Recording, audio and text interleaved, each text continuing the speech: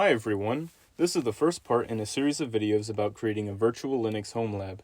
In this video, I'd like to overview the procedure and the network topology so you can get a feel for what we'll be doing. Let's begin. First of all, the goal of this home lab is to emulate an enterprise computer network for experimentation and trying new things in virtual machines.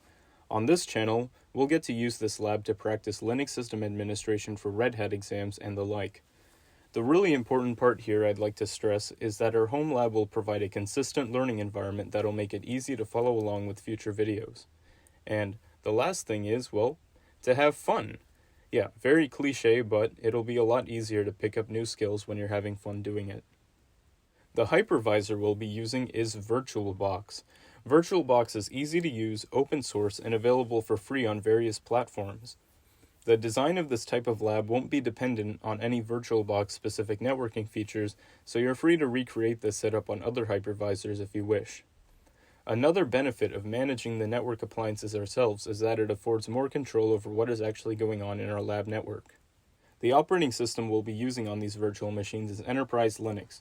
You have a couple of options to choose from. If you want, you can use Red Hat Enterprise Linux with the developer subscription, and there are also community rebuilds of the RHEL source such as Rocky Linux and Alma Linux.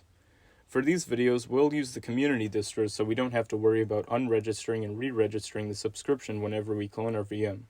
Keep in mind though that you'll have to stay on top of that if you'd like to use rhel. Here is a big picture view of the topology of our network. We'll standardize the provisioning of systems by creating a base image that all of our other VMs will be derived from. This base image is called system image on this diagram. A big part of our little network is our NAT router called NetServer. This machine will be our internet gateway for the rest of the VMs and provide useful network surfaces like DNS and DHCP so we don't have to memorize any IP addresses as our lab grows.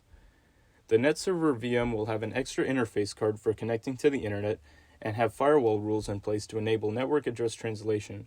For all of this to work, our VMs will be connected by a bridge, which is like a virtual network switch, and this will make up our internal network called LabNet. We will also image out a workstation-oriented VM, which will be our central point of contact for administering the other machines on the network. From there, we can image more systems as we need them by following the same general steps we took for the other clones. I've just decided to call these machines app servers.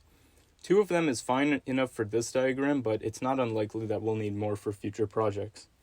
Overall, having different hosts on the network is especially useful for experimenting and practicing the different tools that we'll use.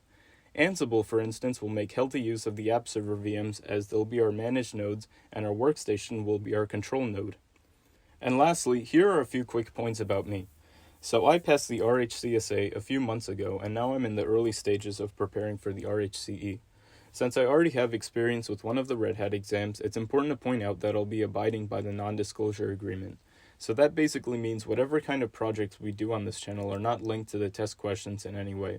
Now, I don't even remember the questions I did, so that's already good, but the best way to comply with the NDA is to stick with the official Red Hat exam objectives and Red Hat's documentation when we need a direction of practice. Something important which I should point out is that these videos will be a learning process for me just as they are intended to be a learning process for you. What I get out of making these videos is a strong reference for myself on how to work certain things, and I hope that it helps you too. Alrighty then, that'll be all for this video. Stay tuned for part 2.